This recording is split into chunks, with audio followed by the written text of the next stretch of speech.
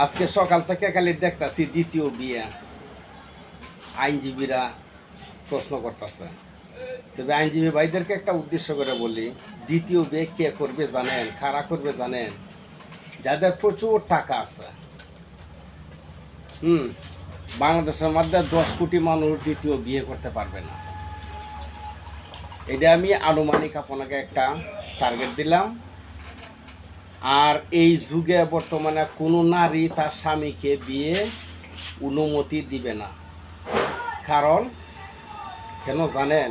নারী আর বিড়াল সমান কথা। দ্বিতীয়ত কথা হচ্ছে ধর্ষণের মামলা দিব, যৌতুকের মামলা দিব, নারী নির্যাতনের মামলা দিব তার স্ত্রী তার স্বামীরে।